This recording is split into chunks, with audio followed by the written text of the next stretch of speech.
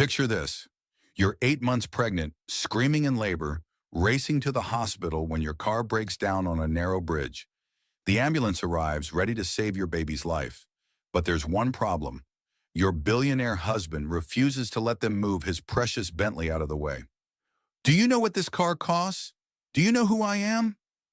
Those were the words that went viral when paramedic Marcus Bradley started recording. 37 million people watched Elena Blackwell's husband choose his car over his unborn child's life. But what happened next shocked the world even more. This isn't just another rich person scandal. This is the story of a woman who discovered her marriage was built on lies, control, and a man who saw her as property rather than a person. What started as a medical emergency became a courtroom drama that exposed the dark reality of financial abuse and inspired millions of women to reclaim their voices. You won't believe what Elena uncovered about that night. The evidence that proved her husband didn't just block the ambulance. He planned the entire crisis.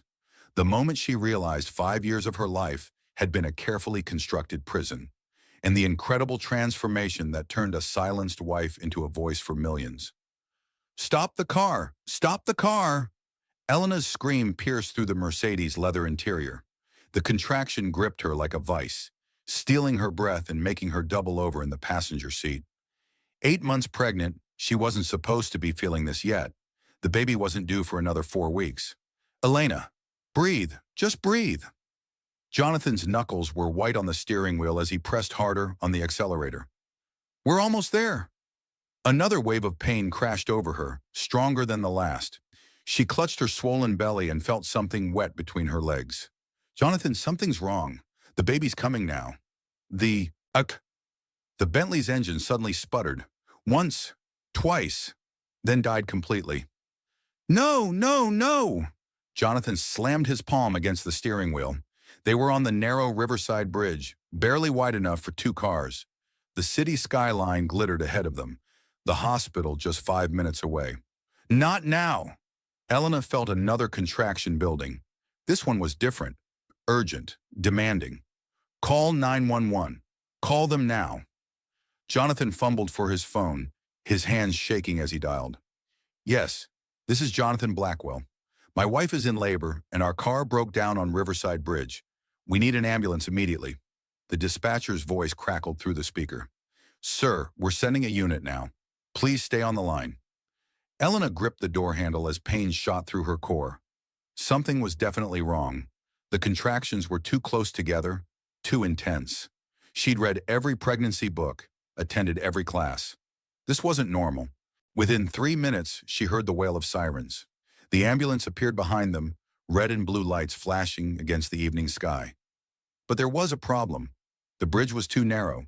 The Bentley was blocking the only lane forward. "Sir, you need to move your vehicle," came a voice through a megaphone. Jonathan stepped out of the car, his expensive suit wrinkled from the stress. "I can't move it. The engine's dead." Elena watched through the rear window as a paramedic approached Jonathan. The man was tall, broad-shouldered, with kind eyes that reminded her of her father. His name tag read M. Bradley. "Sir, we need to get to your wife. Can you push the car to the side?" "Push it?" Jonathan's voice rose an octave. "Do you know what this car costs? Do you know who I am?" Elena's heart sank. Even now, even with their baby's life at stake, Jonathan was thinking about his precious car. She tried to open her door, but another contraction hit her like a freight train. Marcus Bradley pulled out his phone and started recording. Elena could hear him speaking into the camera. "This is paramedic Marcus Bradley. We have a woman in active labor, but the vehicle owner is refusing to allow us to move his car to reach the patient." "I didn't say you couldn't move it," Jonathan snapped. "I said you couldn't push it. I'm calling my mechanic." "Sir, your wife is having a baby. We don't have time for a mechanic." Elena heard Jonathan's phone ring. He answered it immediately. "Rodriguez? Thank God. I need you to get to Riverside Bridge right now. My Bentley died, and these people want to damage it." "Sir, please," Marcus said. "We have protocol for medical emergencies." "Then follow your protocol and find another way around." Elena couldn't believe what she was hearing. She banged on the window. "Jonathan, just let them move the car." But Jonathan had turned away, still talking to his mechanic. "No, absolutely not. I don't care if it takes an hour. That car cost more than most people make in a year." Marcus looked directly into his phone camera. The patient's husband has refused to allow emergency services to move his vehicle. We're going to have to reverse and take the long way around the river. This will add approximately 8 to 10 minutes to our response time. Elena watched in horror as the ambulance began backing up. 8 to 10 minutes. With contractions this close together, every minute mattered. She fumbled for her phone with shaking hands. 3 times she tried to unlock it. Lock, unlock, lock, unlock, lock. Finally, she managed to call Jonathan. What?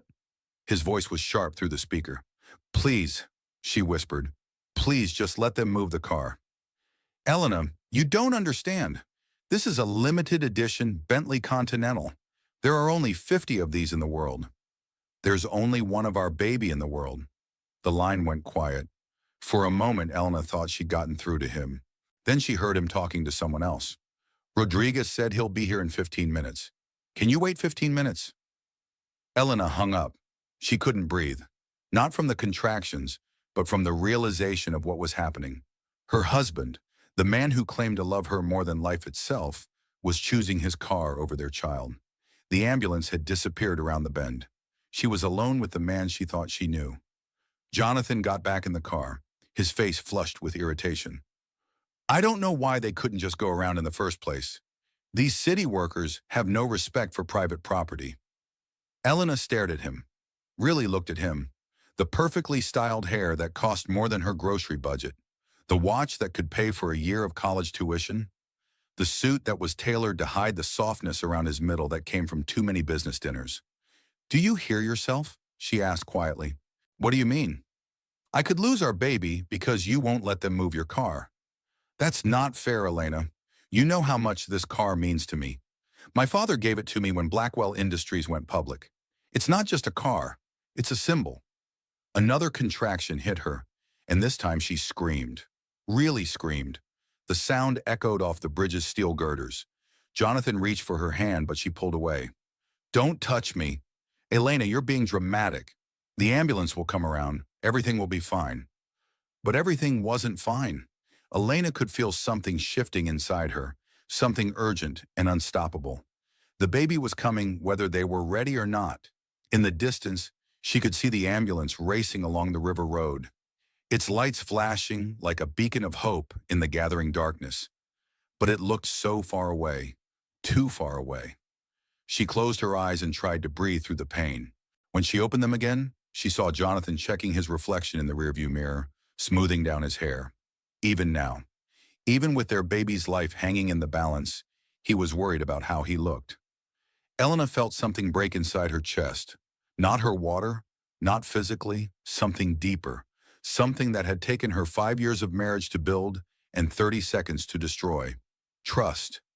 The sound of approaching sirens grew louder. The ambulance was coming back around the long way, just as Marcus had said. But those lost minutes felt like hours. As the red and blue lights finally reached them again, Elena made a decision.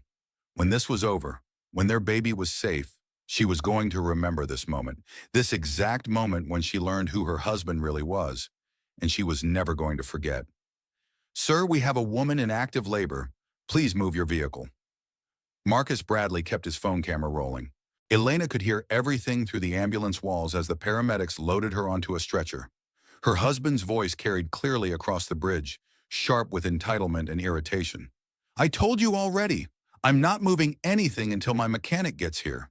The second paramedic, a young woman with gentle hands, checked Elena's vitals. How far apart are your contractions, honey? 2 minutes, Elena gasped. Maybe less. The woman's eyes widened slightly. Elena had attended enough childbirth classes to know that look. It wasn't good. Outside, Marcus continued his recording. Elena could hear every word. Sir, your wife is in active labor at 8 months pregnant. This is a premature birth situation. Every minute matters. Don't lecture me about my wife, Jonathan snapped. I'm the one who's been taking care of her for 5 years. I think I know what she needs better than some city employee. Elena felt tears sting her eyes. Taking care of her? Jonathan hadn't even remembered her last doctor's appointment. She'd gone alone, just like she'd gone to most of them. We're going to have to take the long way, Marcus said into his camera. Patient is experiencing contractions every 2 minutes. This delay could be life-threatening for both mother and baby. The ambulance started moving, and Elena felt every bump and turn as they navigated back around the river. The bridge route would have taken 3 minutes. This detour would take at least 12. "What's your name, sweetheart?" The female paramedic squeezed Elena's hand. "Elena. Elena Martinez." She paused. "Blackwell, Elena Blackwell." "I'm Amy. We're going to take good care of you, Elena. Try to breathe through the contractions. Don't push yet." But Elena's body wasn't listening to instructions. The urge to push was overwhelming. "Something's wrong. This isn't how it's supposed to happen." Amy checked her phone. "We're calling ahead to Dr. Hayes. She's the best OB in the city. She'll be waiting for us." Through the ambulance windows, Elena could see the city lights blurring past. Somewhere behind them, Jonathan was still standing beside his precious Bentley, waiting for his mechanic. She wondered if he was even thinking about her and the baby, or if he was just worried about getting the car started. Her phone buzzed. A text from Jonathan.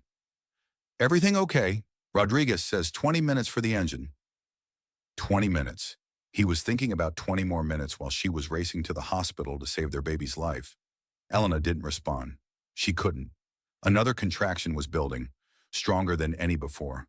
Amy was talking into her radio. "Patient is Elena Blackwell, 32 years old, 8 months pregnant.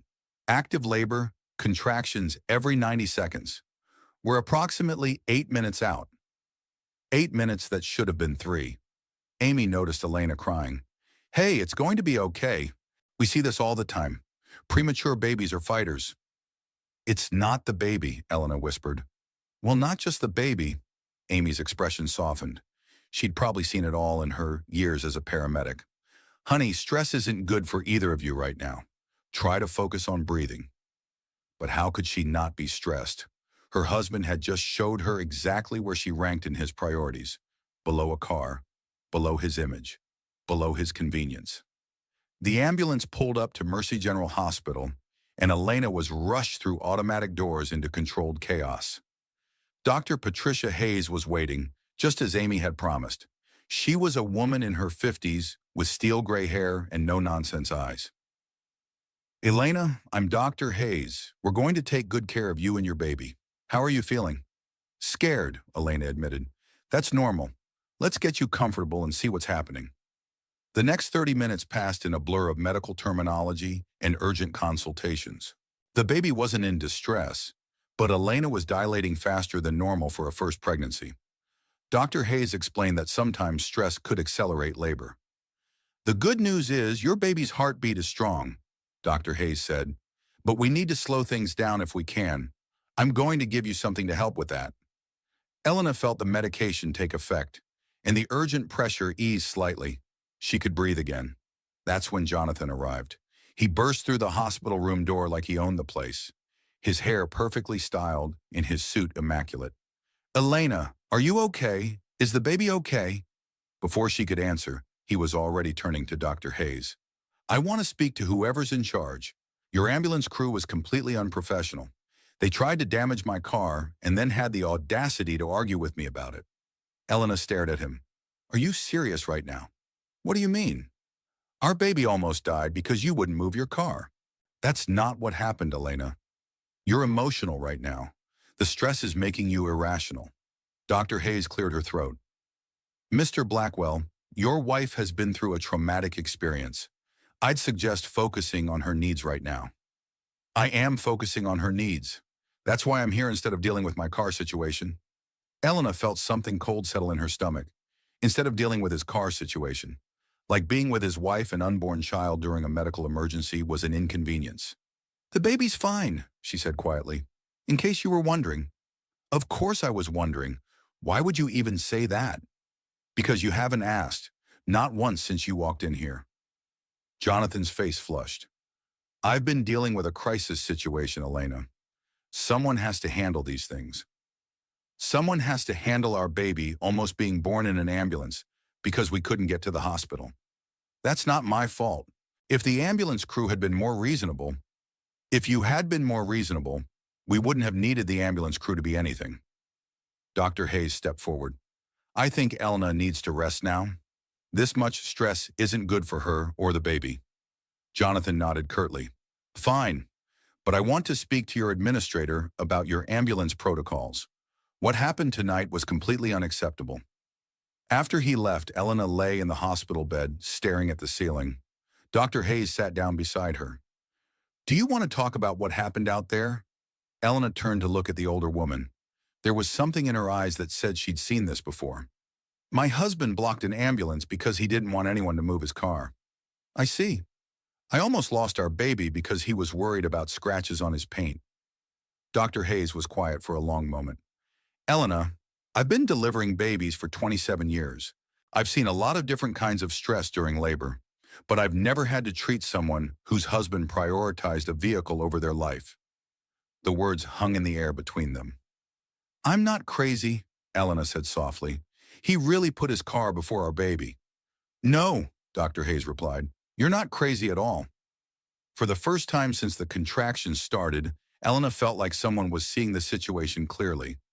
Someone was acknowledging the insanity of what had just happened. Outside her room, she could hear Jonathan's voice at the nurse's station, demanding to speak to someone about the incompetent ambulance crew and threatening to sue the city. Elena closed her eyes and tried to process what had just happened to her life. In the span of 2 hours, she'd gone from being a woman married to a successful businessman to being a woman married to someone who would let her die rather than risk damaging his property. The realization settled over her like a heavy blanket. She'd been living with a stranger for 5 years. She just hadn't known it until tonight. Elena, honey, you need to see this. Sarah burst into the hospital room, her face flushed from running. It was 3 a.m. Elena had finally managed to doze off after the doctors confirmed the baby was stable. Jonathan had gone home hours ago to deal with the car situation and hadn't returned. Sarah Coleman had been Elena's best friend since college. She was also a nurse at Children's Hospital across town, which meant she understood medical emergencies in a way that Jonathan clearly didn't. Sarah, what are you doing here? How did you even know? Everyone knows. Sarah pulled out her phone with shaking hands. Elena, you need to see this before anyone else shows it to you. The video was grainy but clear enough. Elena watched herself being loaded into the ambulance while her husband stood beside his Bentley, gesturing angrily at the paramedic who was recording. Do you know who I am? Jonathan's voice was unmistakable. I'm Jonathan Blackwell. I own Blackwell Industries. Sir, your wife is having a baby, and I'm handling the situation. You people need to learn some respect for private property. Elena watched Marcus Bradley continue recording as he spoke into the camera. This is the 3rd time I've asked Mr. Blackwell to move his vehicle so we can reach his wife, who is in active labor.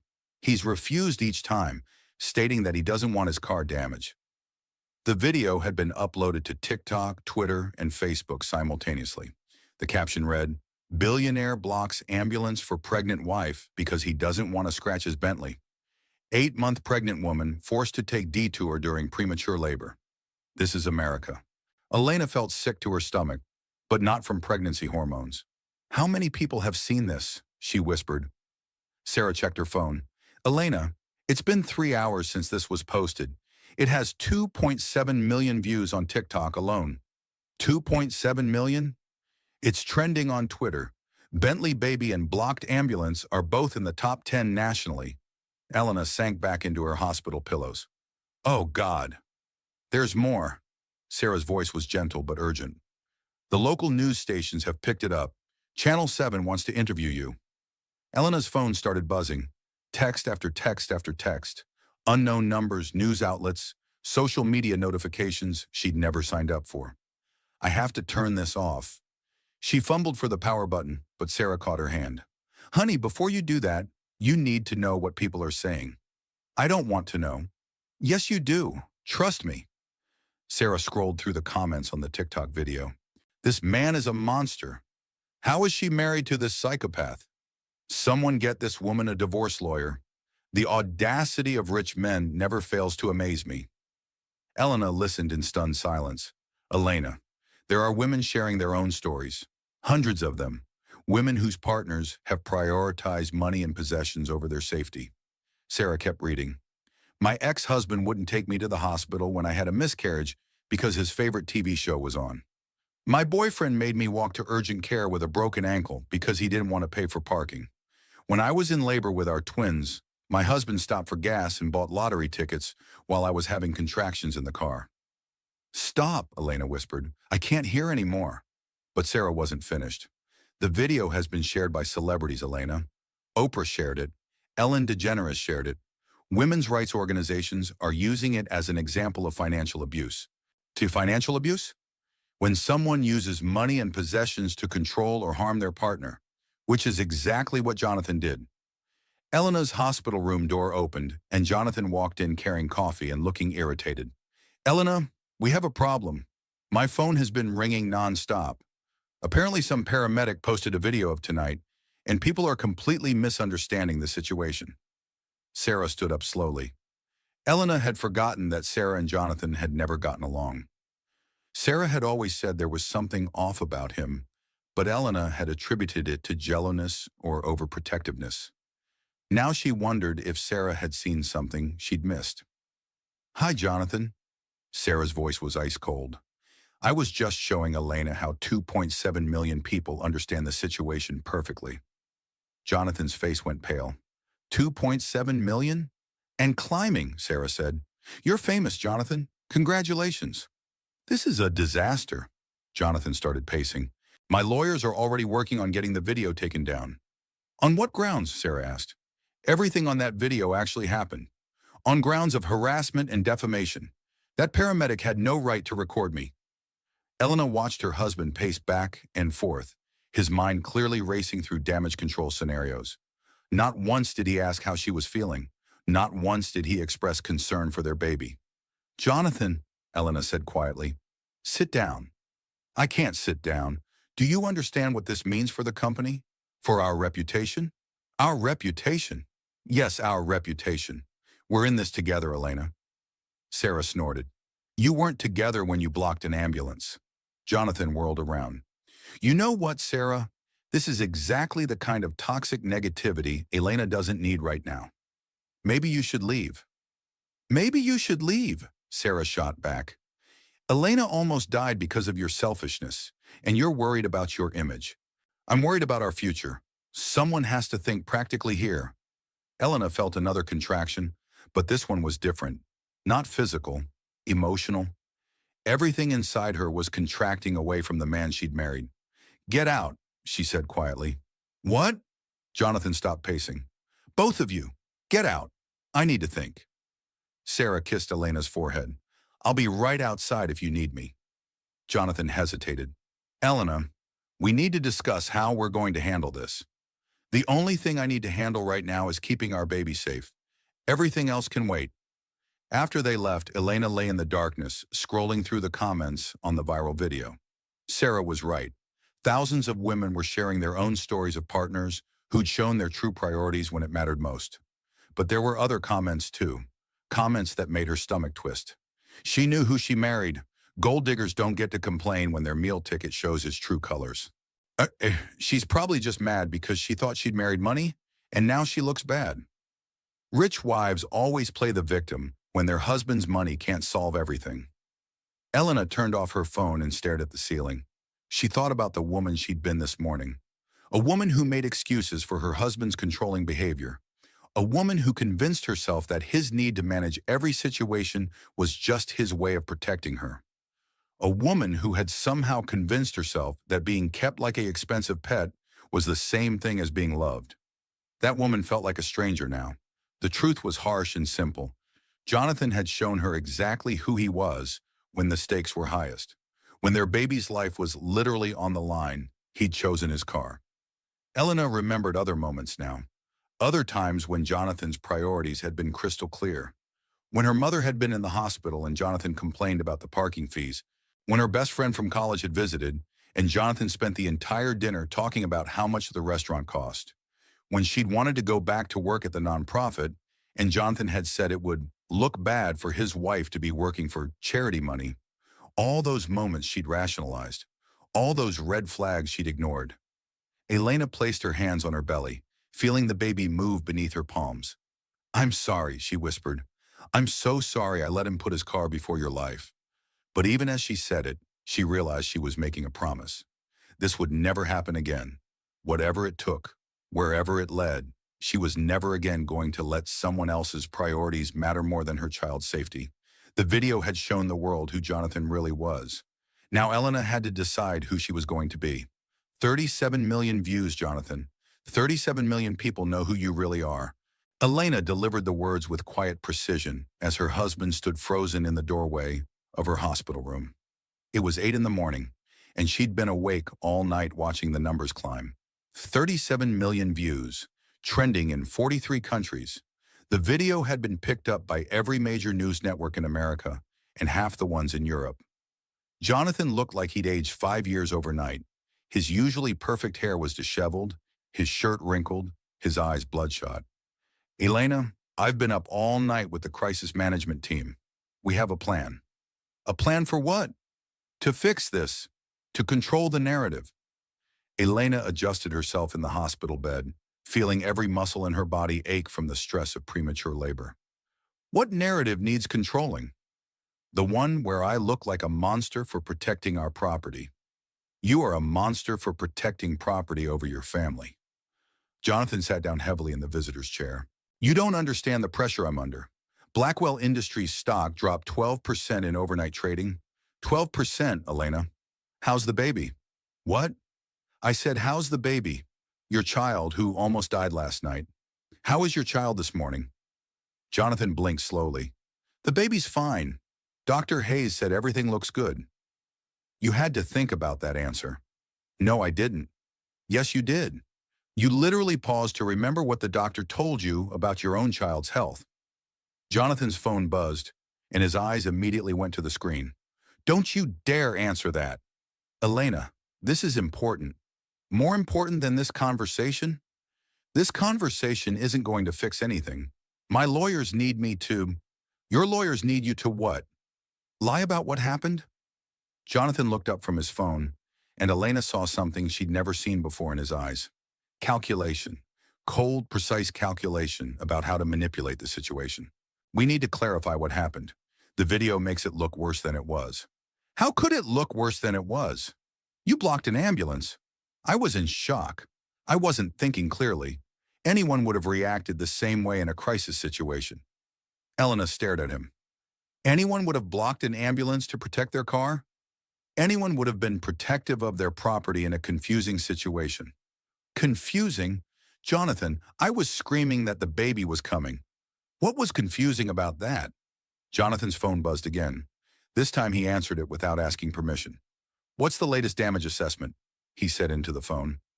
Elena watched her husband discuss stock prices and media strategy while she lay in a hospital bed recovering from the worst night of her life. She could hear fragments of the conversation. Sympathetic interview, stress response, charitable donation. Make her the story, not me. Make her the story, not me. Elena felt something cold and sharp pierce through her chest. Jonathan was already planning to throw her under the bus to save his reputation. When he hung up, Elena was crying. Why are you crying? Everything's going to be fine. Everything is not going to be fine. Elena, you're being dramatic. This will blow over in a week. Will it? Will you blocking an ambulance while I was in labor blow over? It wasn't like that. It was exactly like that. I lived it, Jonathan. I was there. Jonathan stood up and started pacing again. Elena was beginning to recognize this as his crisis mode. When things got difficult, he moved constantly, as if he could outrun the consequences of his actions. The lawyers think we should do a joint interview. Show a united front. You can explain that you never felt like I was putting the car before you. But you were putting the car before me. That's not how it's going to sound in the interview. Elena felt her heart rate monitor beep faster. You want me to lie. I want you to provide context. I want you to leave. Elena, I want you to leave right now. We need to discuss this. No, we don't. You've already decided what you're going to do. You're going to sacrifice my credibility to save your reputation. I'm trying to save our life together. Our life together? Elena laughed, but there was no humor in it. Jonathan, you almost killed our baby to avoid scratching your car. We don't have a life together anymore. Jonathan's face went very still. What are you saying? I'm saying that I've spent the last 8 hours watching millions of people see exactly what I should have seen years ago. Which is what? That you don't love me. You love what I represent. You love having a wife who makes you look good at company parties and doesn't ask too many questions about where the money comes from. That's not true, isn't it? When was the last time you asked me how I felt about anything? When was the last time you cared about my opinion on something that mattered to you? Jonathan opened his mouth to answer, then closed it again. You can't think of a time, can you? Elena, you're upset. You're not thinking clearly. I'm thinking more clearly than I have in 5 years. Elena's phone started ringing. She could see it was Sarah, but before she could answer, Jonathan grabbed it. We're not taking calls from the media. That's my best friend. Your best friend who's been filling your head with poison since college. Give me my phone. Elena, you need to understand the seriousness of this situation. Every word you say from now on will be scrutinized. Every interview, every conversation, every social media post. Give me my phone or I'll call security. Jonathan handed her the phone reluctantly. Elena answered Sarah's call. Elena, honey, are you okay? I've been worried sick. I'm fine. What's happening out there? It's chaos. There are news trucks outside the hospital, protesters outside Blackwell Industries. Someone started a GoFundMe to help you leave Jonathan. Elena glanced at her husband, who was listening to every word. How much money? Elena, Jonathan warned. How much money, Sarah? $47,000 in 6 hours. Elena felt the room spin slightly. $47,000 from complete strangers who thought she deserved better than the man she'd married. Elena, hang up the phone. Jonathan's voice was sharp now, commanding. Why? Because this conversation is being recorded. By who? By everyone. Every phone call, every text message, everything is evidence now. Elena looked at her husband and realized she was finally seeing him without any filters. No excuses, no rationalizations, no benefit of the doubt. She was seeing a man who had just told her that he assumed every conversation was being recorded because he was already planning his legal defense. Jonathan, I want you to leave this room and not come back until you can have a conversation about our baby without mentioning lawyers, stock prices, or media strategy. Elena, get out. After he left, Elena sat in the silence of her hospital room and tried to process the magnitude of what was happening. 37 million people had watched her husband choose a car over her life. $47,000 had been donated by strangers who thought she deserved better. News trucks were camped outside the hospital where she was recovering from a traumatic premature labor, and her husband's first priority was protecting his reputation. Elena placed her hands on her belly and felt the baby move, strong, healthy movements that reminded her what really mattered. We're going to be okay, she whispered. I don't know how yet, but we're going to be okay. For the first time since the contraction started, Elena felt something that had nothing to do with fear or pain or confusion. She felt angry, really, truly, righteously angry. And anger, she was beginning to realize, was much more useful than heartbreak. We can fix this, Elena, but I need you to say it was a misunderstanding. Jonathan sat across from Elena in her hospital room with 3 people she'd never met before. A crisis management specialist, a media consultant, and a lawyer who looked like he charged $1,000 an hour just to breathe. Elena was sitting up in bed, feeling stronger than she had the night before. The baby's heartbeat was steady, her contractions had stopped, and Dr. Hayes was cautiously optimistic about avoiding premature delivery. Who are these people? Elena asked. This is Melissa Wang from Crane Crisis Management. This is David Rodriguez from Strategic Media Solutions. And this is Arthur Klein, the best defamation attorney in the state. Elena looked at the 3 strangers who were apparently there to manage her life. I don't remember asking for any of this. Melissa, a sharp-faced woman in her 40s, opened a leather portfolio. Mrs. Blackwell, we're here to help you navigate this situation with minimal damage to your family's reputation. My family's reputation? Your husband's company stock has dropped 21% since the video went viral. There are protesters outside Blackwell Industries calling for a boycott. The situation requires immediate intervention. Elena felt like she was watching a movie about someone else's life. What kind of intervention? David, the media consultant, leaned forward. We've scheduled a joint interview with Channel 7 for tomorrow morning.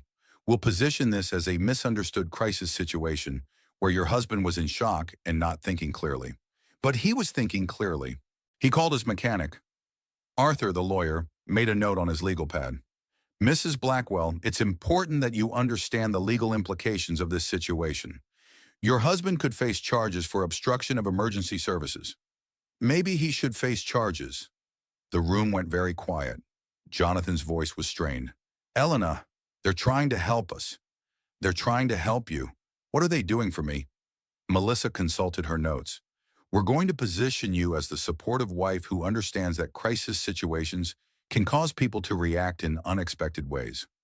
What if I don't want to be positioned as anything? Elena, Jonathan said, we need to present a united front. Why? Because that's what married couples do. Elena looked around the room at the four people who were planning her public statements without asking what she actually wanted to say. Can I speak to my husband alone, please? The three consultants gathered their materials and filed out of the room.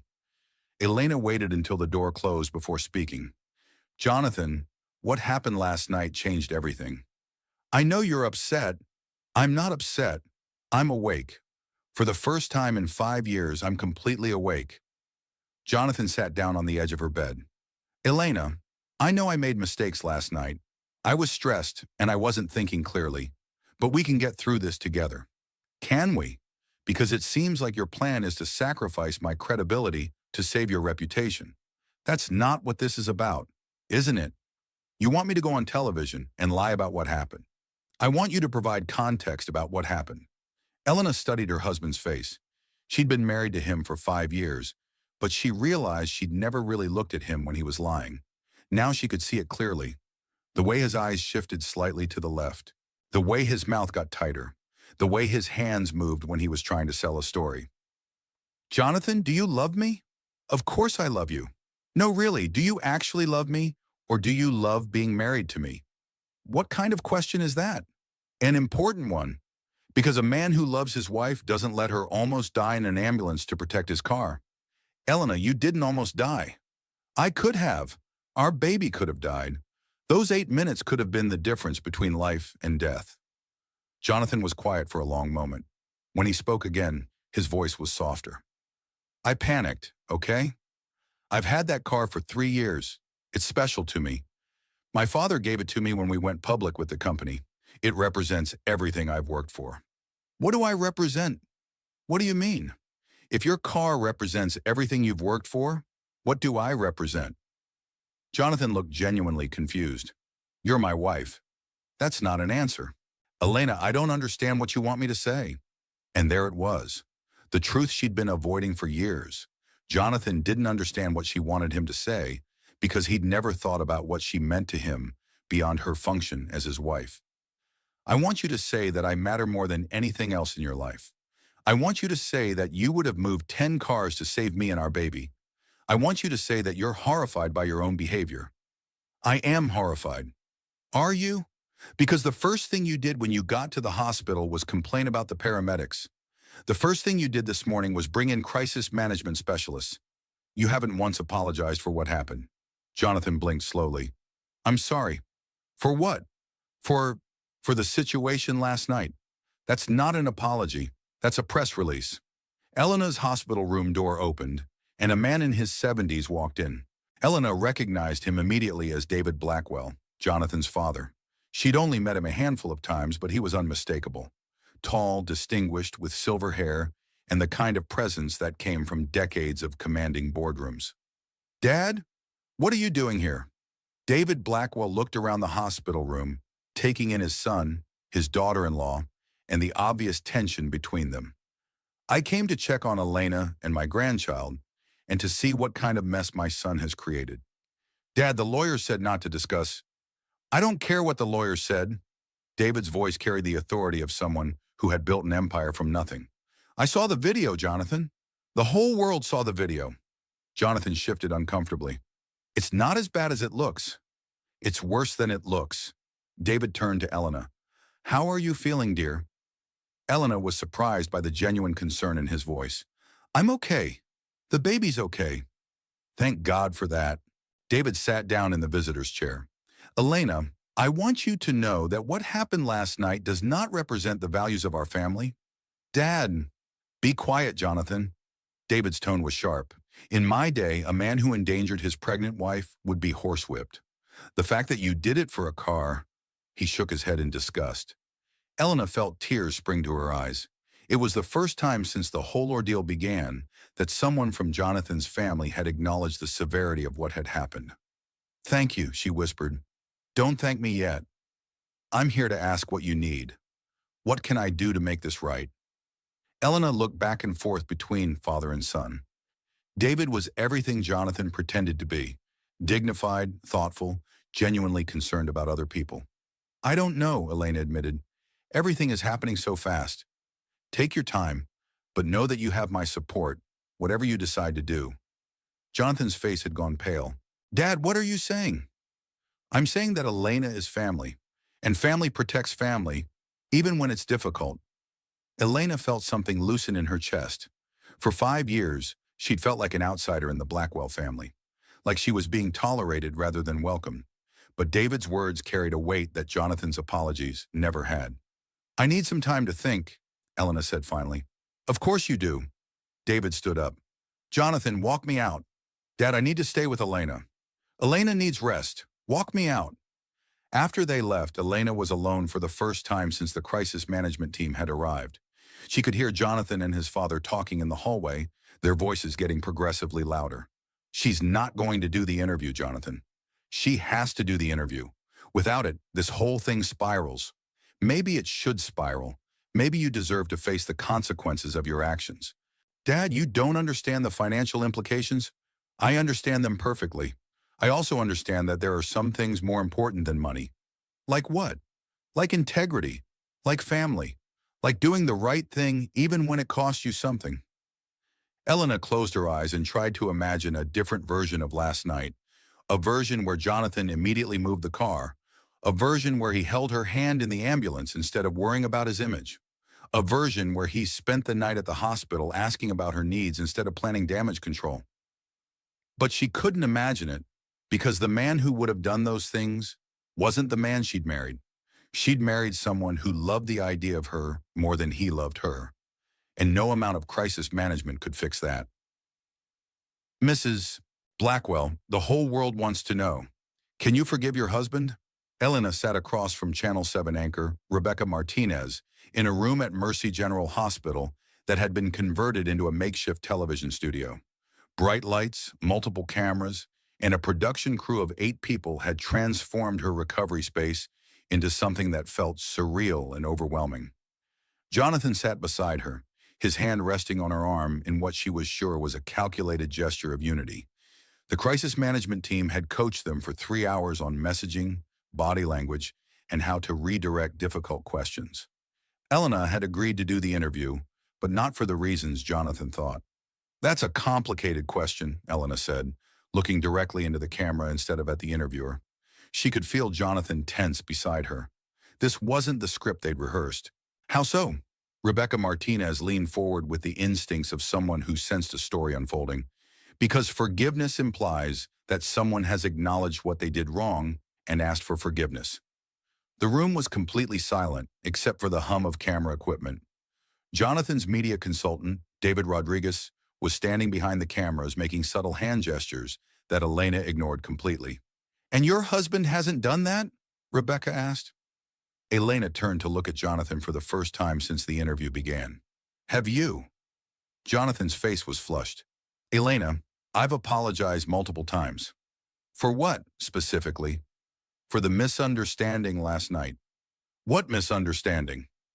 Elena could see the panic in Jonathan's eyes. This was not going according to the plan his team had created. For the confusion about the car situation. Jonathan, there was no confusion. You refused to let paramedics move your car while I was in labor because you were worried about scratches. Rebecca Martinez's eyes lit up. This was better than anything she could have hoped for. Mr. Blackwell, is that accurate? Jonathan's lawyer had advised him never to admit fault on camera. I was in a state of shock. I wasn't thinking clearly about priorities. What were you thinking about? Elena asked quietly. Elena, no, really. What was going through your mind when the paramedic asked you to move your car? Jonathan looked desperately at his crisis management team, but they couldn't help him now. I was thinking about protecting our property. Over protecting your family? It wasn't that simple. It was exactly that simple. Elena's voice was steady but firm. You had a choice between your car and your child's life. You chose your car. The hospital room was so quiet that Elena could hear her own heartbeat in the monitor beside her bed. Rebecca Martinez recovered her composure first. Mrs. Blackwell, this must be incredibly difficult for you. It is, but not for the reasons people might think. What do you mean? Elena looked directly into the main camera again. She thought about the millions of women who had shared their own stories online. Women who had been dismissed, minimized, and gaslit by partners who prioritized everything else over their well-being. I almost lost my baby because my husband couldn't bear the thought of scratching his car.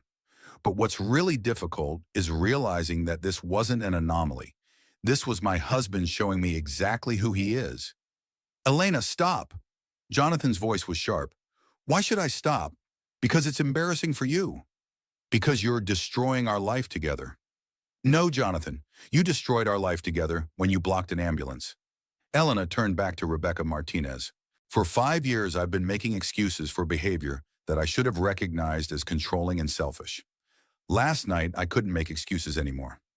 What kind of controlling behavior? Rebecca asked. Jonathan started to speak, but Elena continued. Financial control, social isolation, emotional manipulation, all the classic patterns that I somehow convinced myself were just his way of taking care of me. Elena, that's not fair, Jonathan said. Isn't it?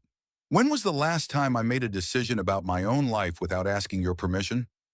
Jonathan opened his mouth to answer, then closed it again.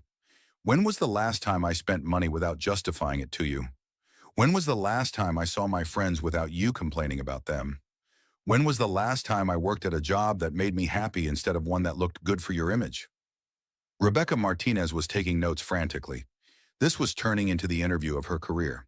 Elena, you're being emotional, Jonathan said. Yes, I am emotional. My baby almost died because you were more concerned about your car than our child's life. I think emotion is the appropriate response. Elena felt something she hadn't felt in years. Power. The power of telling the truth without worrying about consequences. The power of speaking for herself instead of through someone else's script. Mrs. Blackwell, what happens now? Rebecca asked. Elena looked at Jonathan one more time. She could see the man she'd thought she'd married somewhere in his eyes, but she could also see the man who had revealed himself the night before. Now I figure out how to raise my child with dignity and integrity, with or without my husband. Jonathan's face went completely white. Elena, you can't mean that. I mean every word of it.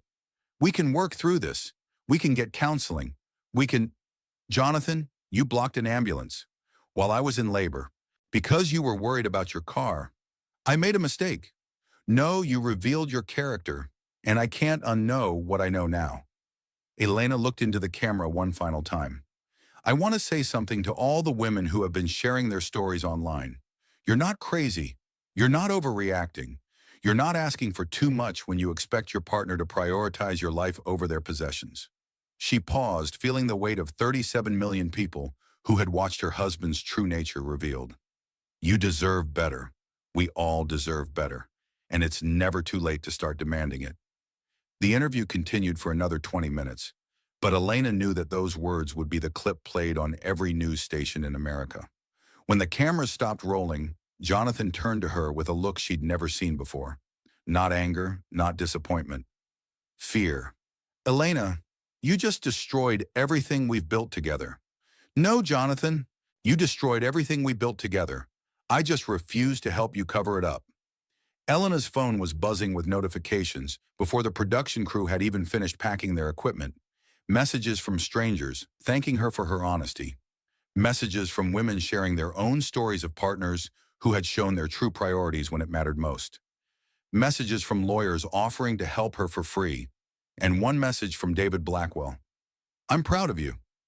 Elena looked at Jonathan, who was frantically texting with his crisis management team, and realized that she felt lighter than she had in years.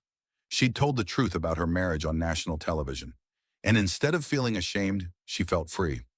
Mrs. Blackwell, obstruction of emergency services is a felony in this state.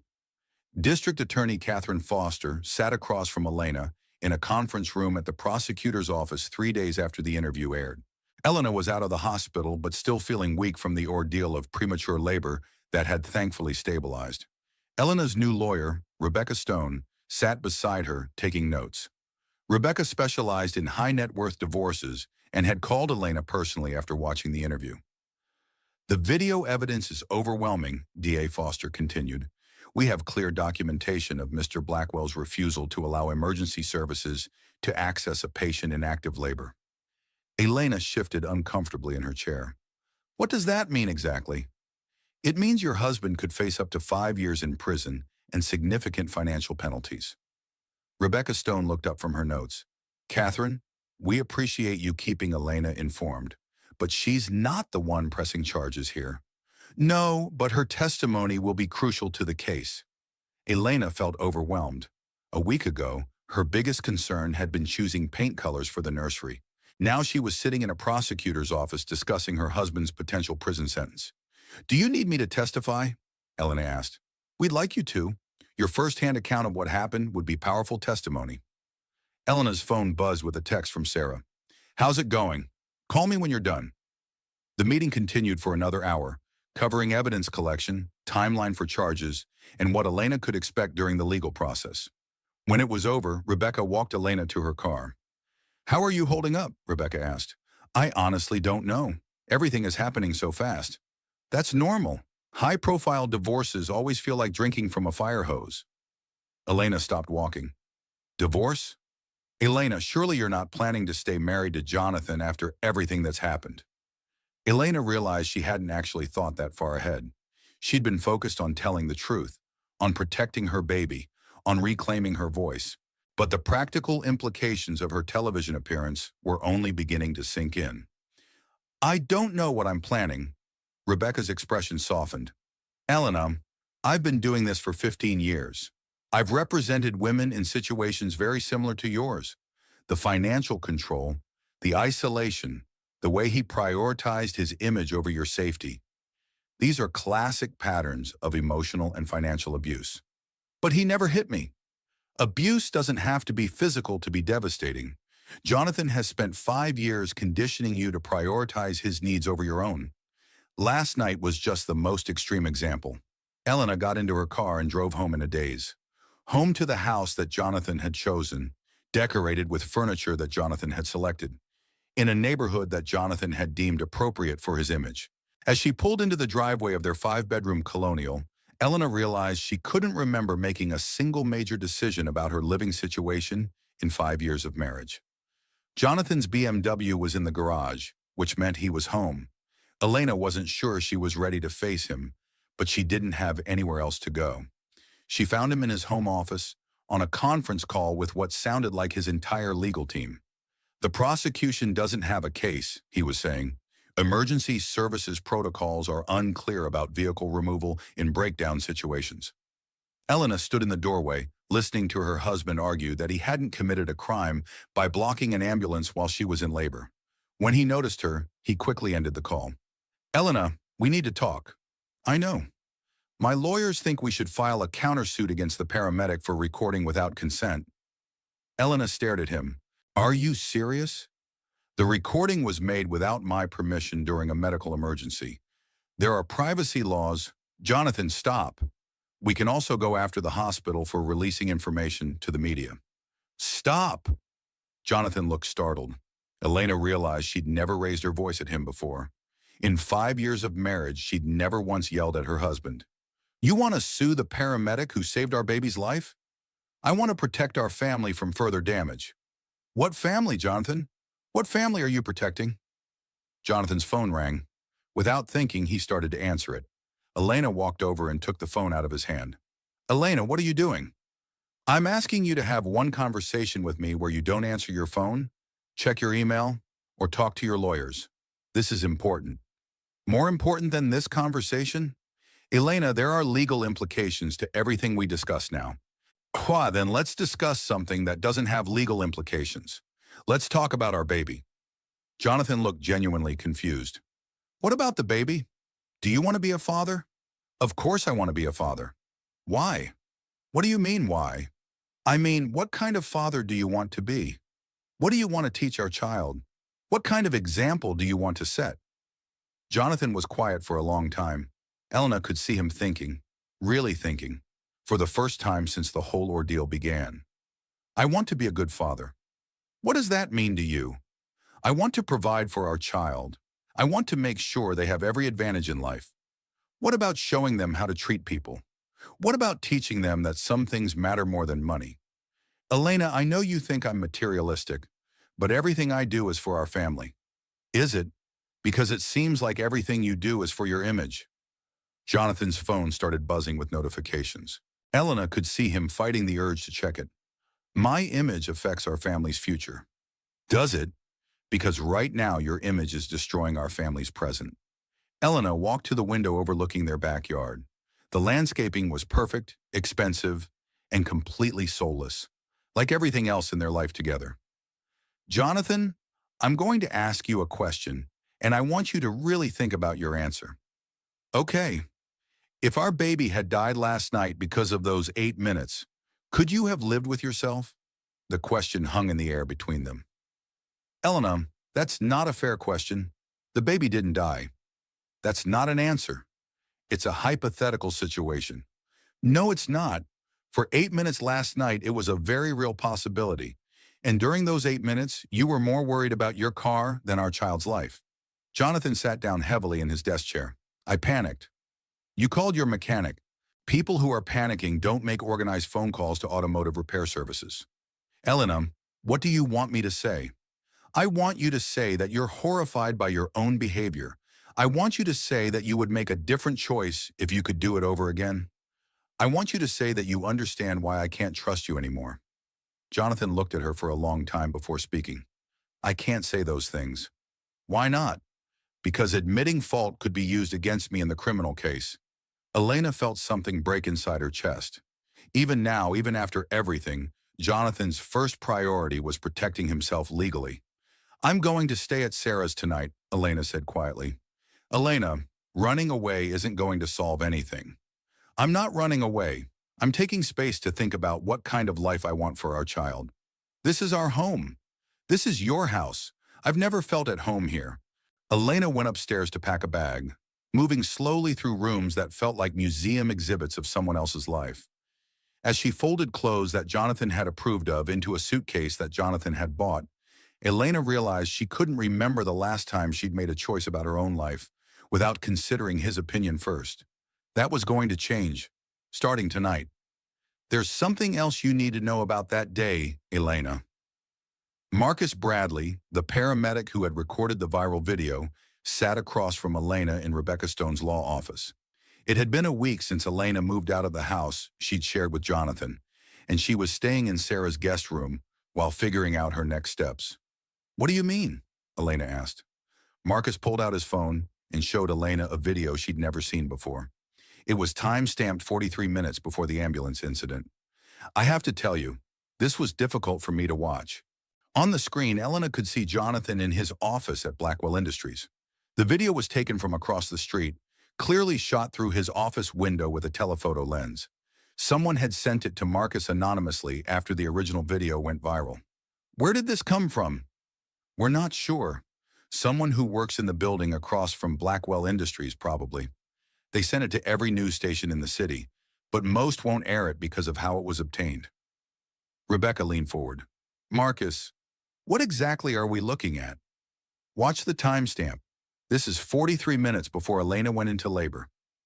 Elena watched her husband sitting at his desk, talking on the phone. She could see him checking his watch repeatedly, looking agitated. Can you hear what he's saying? The person who shot this enhanced the audio. Elena, I want you to know that you don't have to watch this if you don't want to. I need to see it. Marcus pressed play. Jonathan's voice came through clearly. She's been having contractions all day. Yes, I know it's early. The doctor said it could be false labor. Elena felt her blood run cold. She hadn't told Jonathan about the early contractions. She'd been having them since noon, but had been trying to manage them herself, not wanting to worry him. How did he know I was having contractions? Marcus and Rebecca exchanged glances. Keep watching, Marcus said gently. Jonathan continued his phone conversation. I know, I know. The Singapore deal is crucial. How long do you think the signing will take? Elena realized Jonathan was talking to someone about a business deal while she was in labor at home. No, I can't reschedule. Chen's only in town tonight. If we don't close this deal now, Hartman Industries will get the contract. Elena remembered that day clearly now. She'd been having mild contractions since lunch, but had convinced herself they were Braxton Hicks contractions. False labor. Jonathan had left for work early that morning and hadn't come home until almost dinner time. She'd called him once around 3 o'clock to ask if he could come home early. He'd said he was in meetings all afternoon. On the video, Jonathan was clearly agitated. How much longer can she wait? I mean, first babies usually take forever, right? Elena felt sick to her stomach. Elena, are you okay? Rebecca asked. He knew. He knew I was in labor, and he stayed at work to close a business deal. It gets worse, Marcus said quietly. Jonathan's voice continued. Worst case scenario, she can call an ambulance. It's not like we can't afford it.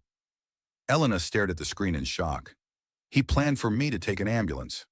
That's why he took the scenic route home, Rebecca said, understanding immediately. He was hoping the labor would progress slowly enough for him to finish his meeting. But it didn't. The contractions got stronger, and he had to leave the office. So he was already angry about missing his meeting when the car broke down. Marcus nodded, which explains why he was so adamant about protecting the car. He'd already sacrificed his business deal. He wasn't going to sacrifice his property too. Elena felt like she might be sick. How long was this meeting? Marcus checked the timestamp on another video file. According to this, he left the office 12 minutes before your car broke down on the bridge. 12 minutes? He could have been home hours earlier. Rebecca was taking notes furiously. Elena, this completely changes the legal picture. This shows premeditation. Jonathan knowingly delayed coming home while you were in labor. And then he blocked the ambulance because he was angry about missing his meeting? It's starting to look that way. Elena stood up and walked to the window of Rebecca's office. The city looked different from the 23rd floor. Smaller, more manageable. Elena, I know this is a lot to process, Marcus said, but there's something else.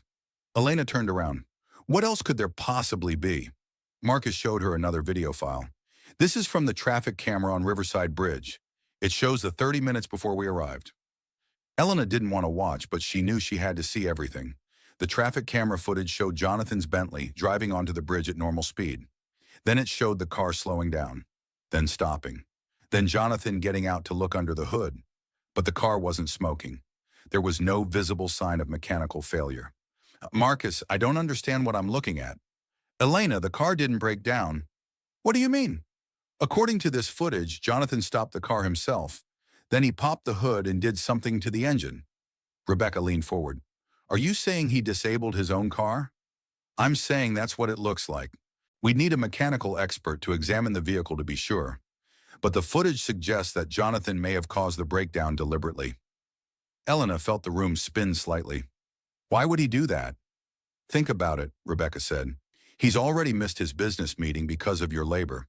He's angry and resentful. Maybe he wanted to create a situation where you'd be forced to take an ambulance, which would prove his point that the labor wasn't his responsibility. But then why block the ambulance? Because when it actually happened, he realized how it would look. A billionaire whose wife takes an ambulance to the hospital? It would seem like he didn't care enough to drive her himself. Elena sank back into her chair. So he disabled the car to avoid dealing with my labor, then blocked the ambulance to avoid looking like a bad husband. That's our theory, Marcus said. But Elena, this is just speculation based on video evidence. We can't prove intent. You don't need to prove intent, Elena said quietly. I know my husband. This is exactly the kind of thing he would do. Rebecca closed her legal pad. Elena, this evidence changes everything. If Jonathan deliberately disabled the car, he's not just guilty of obstruction of emergency services, he's guilty of reckless endangerment with premeditation. Elena thought about the woman she'd been a week ago, a woman who would have found reasons to excuse this behavior, a woman who would have convinced herself there must be some explanation that made sense. That woman felt like a stranger now. What happens next? Elena asked. Next, we take this evidence to the district attorney, and we make sure Jonathan faces the full consequences of his actions. Elena looked out the window again. Somewhere in the city below, Jonathan was probably meeting with his lawyers, planning his defense, managing his crisis. But Elena wasn't in crisis anymore. For the first time in years, she knew exactly where she stood and exactly what she needed to do. Jonathan had gambled with their baby's life to avoid missing a business meeting, and Elena was done making excuses for him. The jury finds the defendant guilty of reckless endangerment and obstruction of emergency services. Elena sat in the front row of the courtroom as Judge Helen Rivera read the verdict. 3 months had passed since the night that changed everything. 3 months of legal proceedings, media attention, and the slow process of rebuilding her life. Jonathan stood perfectly still as the verdict was read, his expensive suit impeccable as always, his face a mask of controlled composure. But Elena could see the slight tremor in his hands, the way his shoulders seemed to deflate with each guilty count. The defendant will be sentenced in 30 days, Judge Rivera continued. Bail is revoked. The defendant will be remanded into custody immediately. Elena watched as her husband, soon-to-be ex-husband, was handcuffed and led away. She felt no satisfaction in seeing him arrested, but she felt something that had been missing from her life for years: justice. The trial had been a media sensation, but Elena had testified with calm precision about the events of that night.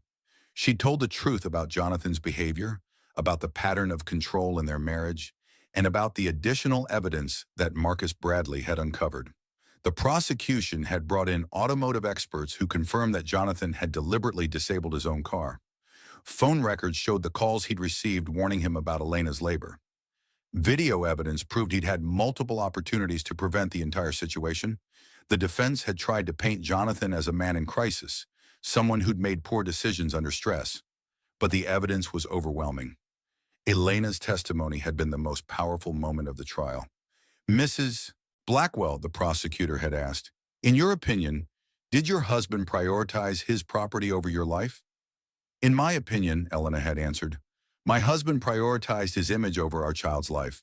The car was just a symbol of that. After the verdict, Elena met with Rebecca Stone in the courthouse lobby. How are you feeling? Rebecca asked. Relieved and sad and scared about what comes next. What comes next is whatever you decide comes next.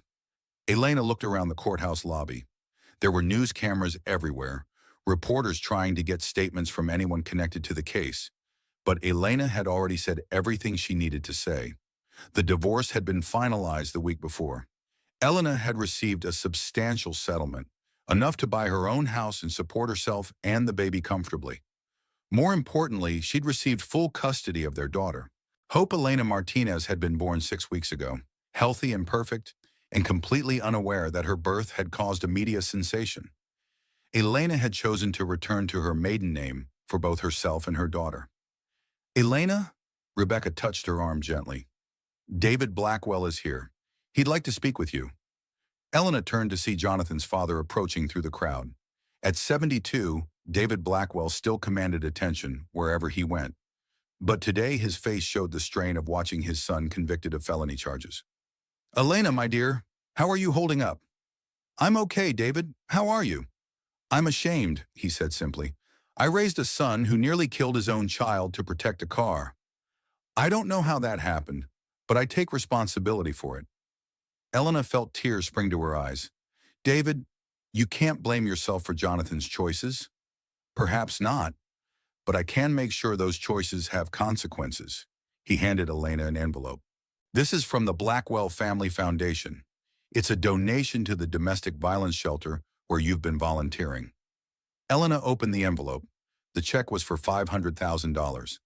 David, I can't accept this. It's not for you. It's for the women you're helping.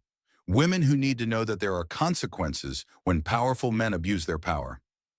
Elena hugged David Blackwell, this man who had shown her more genuine concern in 3 months than his son had shown her in 5 years of marriage. There's something else, David said. The board has voted to remove Jonathan from Blackwell Industries permanently. His shares will be placed in trust for Hope. What does that mean? It means your daughter will never have to worry about money, And it means Jonathan will never again have the kind of power that allowed him to think he was above basic human decency. Elena left the courthouse that day feeling something she hadn't felt in years: hope for the future. The next morning, Elena sat in the nursery of her new apartment, feeding hope and watching the sunrise through windows that she had chosen herself. The apartment was small compared to the house she'd shared with Jonathan, but it felt like home in a way that mansion never had. Her phone rang. It was Sarah. "How are you doing, Mama?" "I'm good, really good." "Have you seen the news this morning?" "No, I try not to watch the news anymore." "What's happening?" "The Elena Martinez Foundation just received its largest donation ever. Apparently, the video of Jonathan blocking the ambulance has raised over $2 million for domestic violence prevention." Elena looked down at her daughter, sleeping peacefully in her arms. $2 million? From women all over the world who want to make sure what happened to you never happens to anyone else. After Elena hung up, she walked to the window holding hope. The city spread out below them, full of possibilities and challenges, and opportunities to help other women find their voices. "You know what, baby girl?" Elena whispered to her daughter. "I think we're going to be just fine." 3 months ago, Elena had been a woman who made excuses for inexcusable behavior, a woman who prioritized peace over truth, comfort over integrity. Today, she was a woman who had told her story honestly and inspired millions of other women to examine their own relationships. Jonathan had shown her who he really was on the worst night of her life, and in response, Elena had shown the world who she really was. The woman who had been afraid to speak up was gone. In her place was a mother who would never again allow anyone to treat her with anything less than respect. And that woman was going to change the world. "Elena Martinez, or do you prefer Blackwell?" the reporter asked with a smile. Elena adjusted hope in her arms and looked directly into the camera. It had been 6 months since the night that changed everything, and this was her first major interview since the trial ended. "It's Elena Martinez," she said firmly. "I went back to my maiden name when Hope was born. We're both Martinez women now." The reporter, Janet Chen from Good Morning America, nodded approvingly. They were sitting in Elena's new living room, a cozy space filled with natural light and furniture that Elena had chosen herself. It was a far cry from the sterile perfection of the Blackwell mansion. "You've been through an incredible transformation over the past 6 months. Tell us about your work with the Elena Martinez Foundation." Elena shifted hope to her shoulder and smiled. "The foundation started accidentally. After the video went viral, women began donating money and sharing their own stories of partners who had shown their true priorities during crisis moments." "What kinds of stories?" "Partners who wouldn't take time off work when their wives had miscarriages. Husbands who refused to go to the hospital because they didn't want to pay for parking. Men who prioritized golf games over their children's medical emergencies. The stories were heartbreaking but also incredibly powerful." Janet leaned forward. "And now you're helping these women?" "We're helping women recognize the signs of financial and emotional abuse. We provide legal resources, counseling services, and emergency financial assistance for women who need to leave controlling relationships." Elena paused as hope gurgled softly against her shoulder. Motherhood had changed her in ways she was still discovering. The fierce protectiveness she felt for her daughter had awakened something in her that she'd never known existed. "Elena, many people have called you a hero for speaking out the way you did. How does that feel?" "I'm not a hero.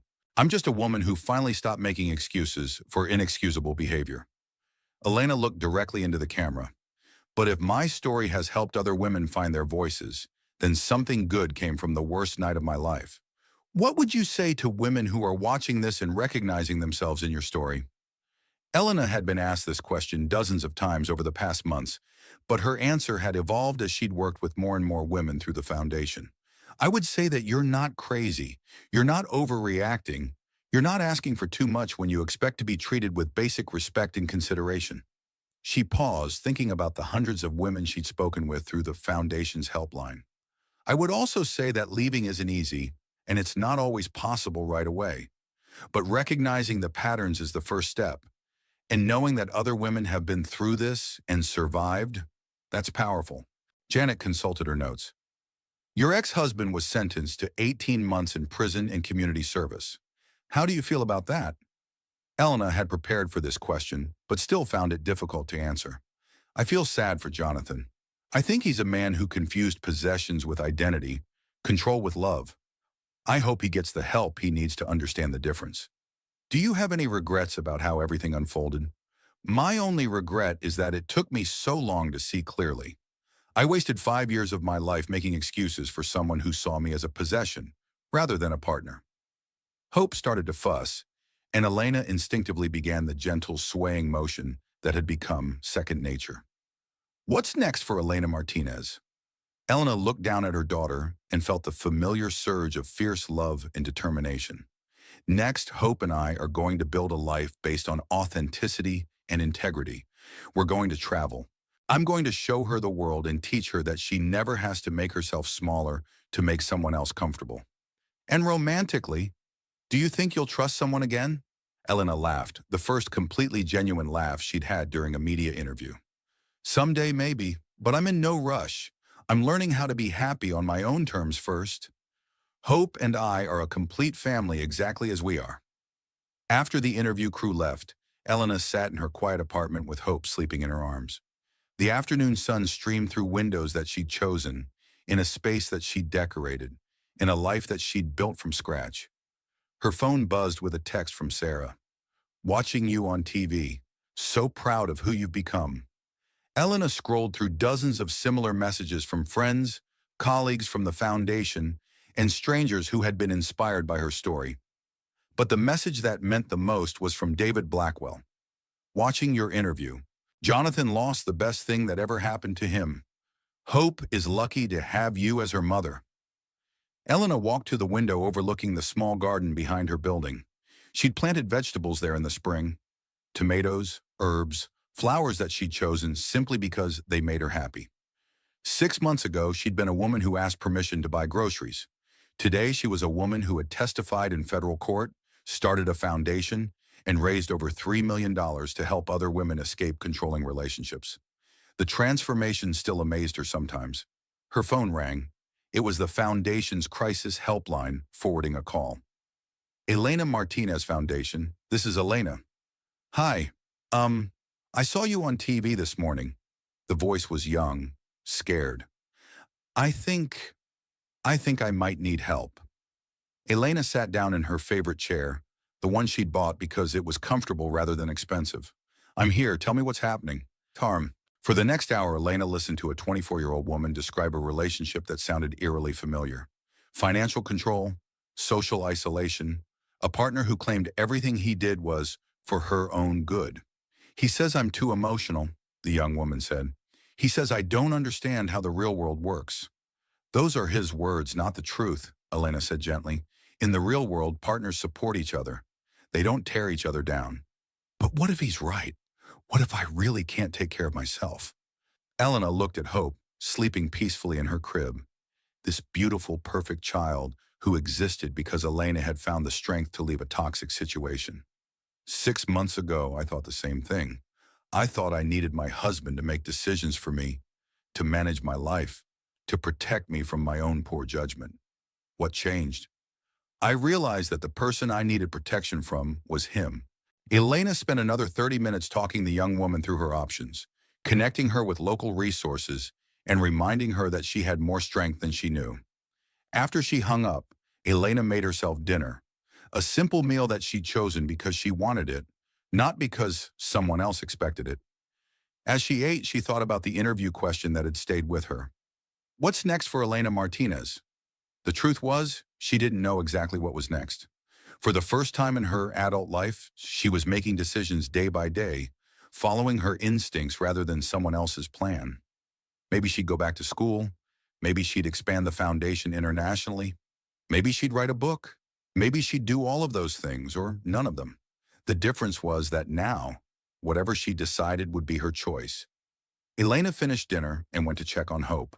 Her daughter was awake, looking up at her with the alert, curious expression that reminded Elena so much of her own mother. You know what, baby girl? Elena whispered, picking up her daughter. I used to think that losing your father's love was the worst thing that could happen to us. Hope made a soft cooing sound, as if she were listening. But I was wrong. The worst thing that could have happened was if I'd kept making excuses for someone who didn't know how to love us properly. Elena walked to the window holding hope against her chest. The sun was setting over the city, painting the sky in shades of pink and gold. You're going to grow up knowing that you never have to choose between your dignity and your security. You're going to know that real love doesn't ask you to make yourself smaller. Elena thought about the viral video that had started it all.